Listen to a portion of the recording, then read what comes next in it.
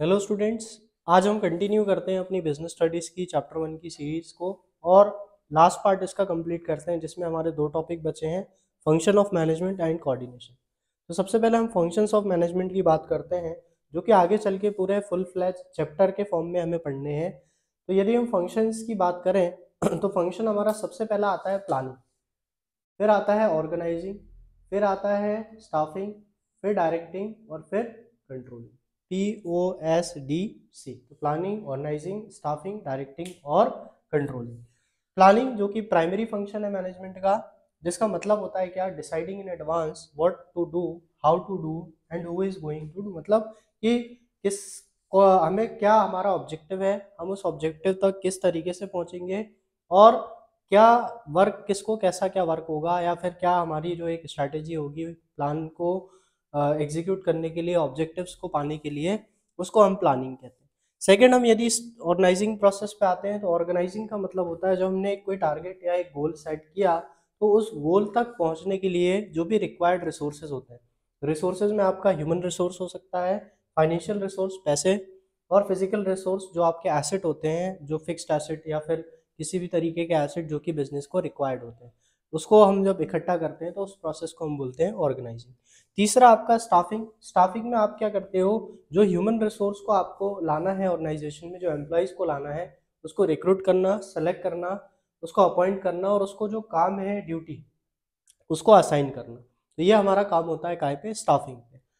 नए फोर्थ वाला जो पॉइंट है हमारा वो है डायरेक्टिंग। डायरेक्टिंग मतलब जब आपने लोगों को काम पे रख लिया, एम्प्लॉयज़ को वर्क पे रख लिया, तो अब आप क्या करेंगे, उस एम्प्लॉयज़ को डायरेक्ट करेंगे या इंस्ट्रक्शन देंगे कि वो काम को सही तरीके से करें, और आप उसको मोटिवेट करेंगे, सुपरवाइज करेंगे और उसके साथ कम्युनिकेट करेंगे कि यदि उसको कोई प्रॉब्लम तो नहीं आ रही, या वो काम सही तरीके से कर रहा है कि नहीं कर रहा है। ये सारी चीज़ें आप इसमें देखेंगे।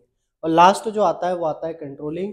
कंट्रोलिंग में आप क्या करते हैं, जो आपने प्लान सेट किया था और प्लान के अकॉर्डिंग जो आपने काम किया था, उस काम को मेजर करना, और आपने जो एक प्लान डिसाइड किया था, जिस जो आपको ऑब्जेक्टिव तक लेके जा रहा था, अब आपकी परफॉर्मेंस को मेजर करना कि आप अपने जो एक स्ट्रेटेजी है, आपकी जो प्लानिंग है, आपका जो ऑब्जेक्टिव है, उसकी तरफ आप आगे बढ़ रहे हो कि नहीं बढ़ रहे हो, फॉलो अप करना। तो ये हमारी पूरे फंक्शंस थे। इनको हम डिटेल में, जब चैप्टर्स हमारे आएंगे सेपरेट, तब हम इनको और डिटेल में पढ़ेंगे। तो सबसे पहला हमारा प्लानिंग, ऑर्गेनाइजिंग, स्टाफिंग, डायरेक्टिंग और कंट्रोलिंग। चलिए हम डिस्कस करते हैं कोऑर्डिनेशन। कोऑर्डिनेशन का मतलब क्या होता है, तो सबसे पहले हम कोऑर्डिनेशन का मीनिंग समझते हैं। The process by which manager synchronises the activities of different department. Synchronise का मतलब यहाँ पे होगा आपका इंटीग्रेट। क्या, इंटीग्रेट या यूनिफिकेशन, है ना। मतलब आप क्या कर रहे हो, जो काम है उसको एक साथ, जो लोग अलग अलग लोग काम कर रहे हैं, उन सबके काम को एक डायरेक्शन प्रोवाइड कर रहे हैं, या आपस में उनके बीच में एक कोऑर्डिनेशन बना रहे हो, ताकि क्या हुए, किसी तरीके का कंफ्यूजन, किसी तरीके की लड़ाई, डिस्प्यूट, किसी तरीके की आपस में एक तरीके से मतलब काम करने को लेके प्रॉब्लम, ये सब ना है। तो इसको आप बोलते हो कोऑर्डिनेशन। अब कोऑर्डिनेशन जो है उसको हम एसेंस ऑफ मैनेजमेंट बोलते हैं। जैसे आपको एक क्वेश्चन आ जाता है, वो which function of management is called as essence of management, ठीक है। तो जो हमने 5 फंक्शन पढ़े, प्लानिंग, ऑर्गेनाइजिंग, स्टाफिंग, डायरेक्टिंग और कंट्रोलिंग, इसके अलावा एक फंक्शन और इम्पॉर्टेंट है मैनेजमेंट का, जिसको आप कोऑर्डिनेशन बोलते हैं। क्योंकि जब तक कोऑर्डिनेशन नहीं होगा किसी एक मैनेजमेंट में या संस्था में या ऑर्गेनाइजेशन में, जब तक जो उनके एफर्ट्स होंगे वो एक डायरेक्शन में नहीं होंगी, है ना। और यदि डायरेक्शन एक नहीं होगी एफर्ट्स में, तो कभी भी जो ऑर्गेनाइजेशन होगी वो गोल को सही समय पे सही तरीके से अचीव नहीं कर पाएगी। अब कोऑर्डिनेशन को आपने एसेंस ऑफ मैनेजमेंट क्यों बोला, क्योंकि it is needed to perform all the function of management. All the function of management जो अभी हमने डिस्कस किए, प्लानिंग, ऑर्गेनाइजिंग, स्टाफिंग, डायरेक्टिंग और कंट्रोलिंग।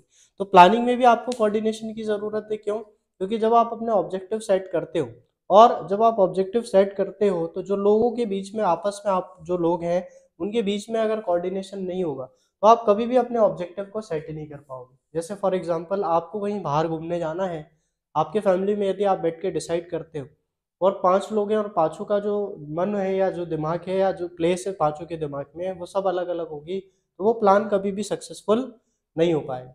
तो क्या होगा, जब सबका माइंड एक जैसा कोऑर्डिनेशन बनाएगा तभी वो प्लान या तभी वो ऑब्जेक्टिव डिसाइड होगा। तो सबसे पहला प्लानिंग। ऑर्गेनाइजिंग में भी जब आप चीज़ों को इकट्ठा करते हैं उसमें भी एक कोऑर्डिनेशन होना बहुत ज़रूरी है। क्यों? क्योंकि जो आप चीज़ों को मैनेज कर रहे हैं या लेके आ रहे हैं, ग्रुपिंग कर रहे हैं, यदि वो अलग अलग डायरेक्शन में जाती है तो वो भी एक प्रॉब्लम क्रिएट ऑर्गेनाइजेशन के लिए कर सकती है। इसके अलावा स्टाफिंग में कोऑर्डिनेशन की ज़रूरत होती है, क्योंकि रिक्रूटमेंट, सिलेक्शन, ये सारी प्रोसेस आपकी इन्वॉल्व होती है। तो जो आप स्टाफ लाते हो या फिर स्टाफ को रिक्रूट करते हो उसमें भी आपको कोऑर्डिनेशन चाहिए। डायरेक्शन जो होती है, आप एम्प्लॉयज़ को समझा रहे हो काम करने के लिए, मगर वो आपके साथ कोऑर्डिनेट नहीं करे, या एम्प्लॉयज़ आपसे कोई बात करना चाह रहे हैं, आप उनके साथ कोऑर्डिनेट नहीं करें, तो कभी भी ऑर्गेनाइजेशन एक सक्सेसफुल ऑर्गेनाइजेशन नहीं बन सकती। और लास्ट में कंट्रोलिंग में जब आप आपकी जो एक्चुअल परफॉर्मेंस है, जो आपने परफॉर्मेंस दी, उसको प्लांट परफॉर्मेंस से कंपेयर करो, तो वहाँ पे भी कहीं ना कहीं एक तरीके से कोऑर्डिनेशन की ज़रूरत होती है। सेकेंड, ऑल लेवल कल हमने लेवल्स पढ़े थे, टॉप लेवल है ना, मिडिल लेवल और लोअर लेवल। तो टॉप, मिडिल और लोअर लेवल जो है, हर जगह टॉप लेवल में जब प्लान पॉलिसी डिसाइड करते हैं तो उनके जो एफर्ट्स है वो इंटीग्रेट होने चाहिए। लोअर लेवल में हमने बात करी थी जो मैनेजर्स है, परचेज, सेल्स, फाइनेंस, यदि इनके बीच में आपस में डिपार्टमेंट्स के बीच में कोऑर्डिनेशन नहीं होगा तो ऑर्गेनाइजेशन के जो वर्क होंगे वो सक्सेसफुली अचीव नहीं हो पाएंगे। इसके अलावा लोअर लेवल में जो एम्प्लॉइज काम कर रहे हैं उनके बीच में भी कोऑर्डिनेशन ज़रूरी है, क्योंकि वही एक तरीके से जो ऑपरेशनल एक्टिविटी है, जो प्रोडक्शन एक्टिविटी है, वो कर रहे होते हैं। और थर्ड पॉइंट है आपका, it is most important function of management. Important function क्यों? क्योंकि आपका ऑर्गेनाइजेशन बहुत अच्छा है, मगर आपस में जो एम्प्लॉयज हैं, जैसे आपने कोई रेस्टोरेंट डाला, अब उस रेस्टोरेंट में जो शेफ है, जो आपसे ऑर्डर ले रहा है पर्सन, जो मैनेजर है, यदि इनके बीच में आपस में कोऑर्डिनेशन नहीं होगा तो कोई भी कस्टमर जो आएगा वो हैप्पी होके नहीं जाएगा आपके पास। मतलब आप उसको जो सर्विस दोगे वो कभी भी उस सर्विस से सेटिस्फाइड नहीं होगा। मतलब बहुत ही इंपॉर्टेंट फंक्शन है मैनेजमेंट का। यदि कोऑर्डिनेशन नहीं होता among the employees, among the things of the organization या मैनेजमेंट, तो हम कभी भी एक सक्सेसफुल ऑर्गेनाइजेशन नहीं बन पाते। नेक्स्ट है आपका नेचर, फीचर ऑफ कोऑर्डिनेशन। तो फीचर्स क्या है कोऑर्डिनेशन के?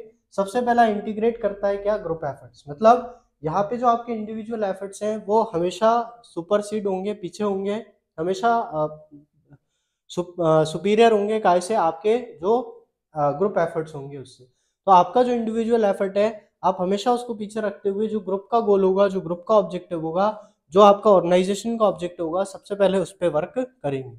Ensure unity of efforts. Unity of efforts मतलब जब कोऑर्डिनेशन होगा, जैसे आप बाई चांस बाइक से चल रहे हो और आपके फ्रेंड भी आपके साथ चल रहे हैं, जब आपके बीच में आपस में कोऑर्डिनेशन होगा तो आप एक ही स्पीड से साथ में अपने जो जहां आपको पहुंचना होगा आप साथ में जाओगे।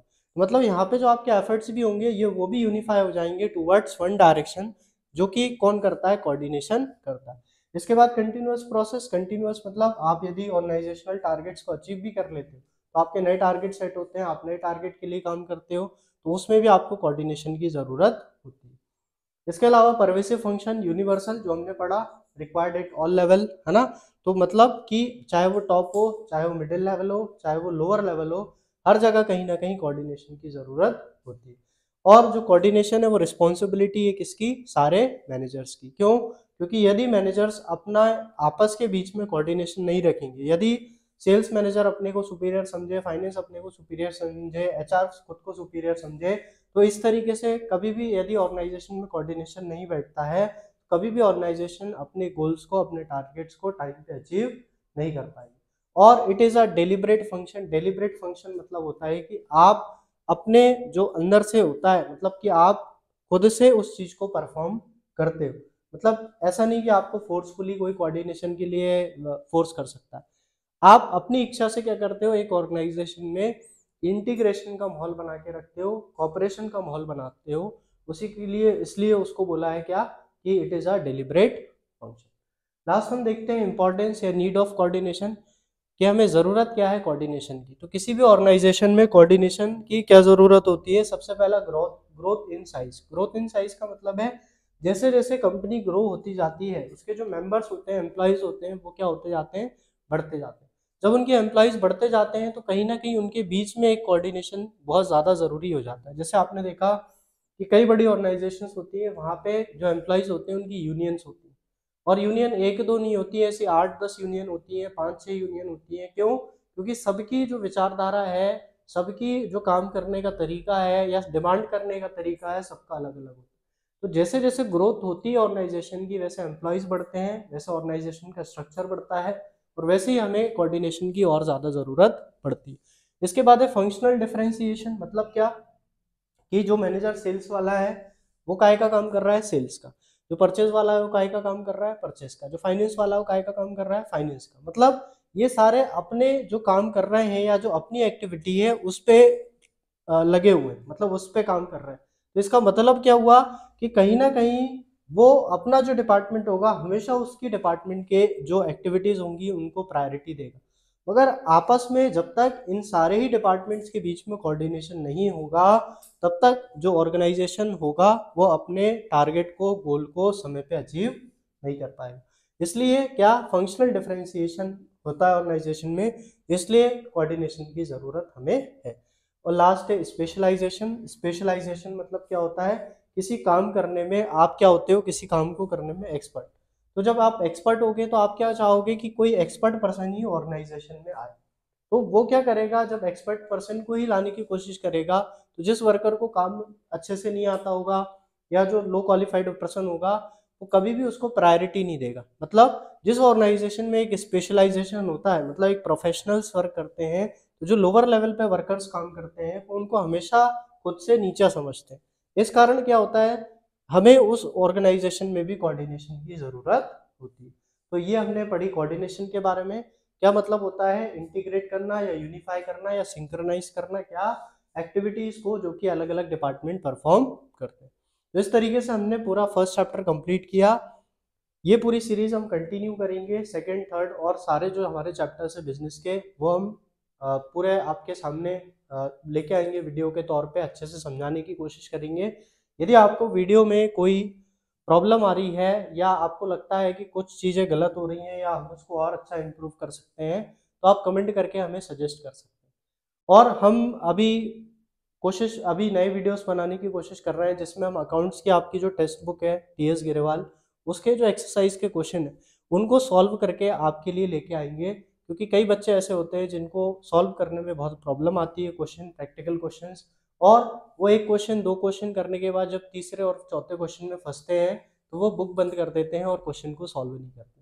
तो हम आपके लिए लेके आ रहे हैं जो टेक्स्ट बुक होगा उसका पूरा सॉल्यूशन, जो एक्सरसाइज है, अनसॉल्व जो क्वेश्चंस हैं जिनमें आपको प्रॉब्लम्स आती हैं, ताकि आप क्या कर सके, बोर्ड एग्जाम्स के पहले अपने तरीके से थोड़ा और एफर्ट लगा के अच्छे नंबर की ओर बढ़ सके।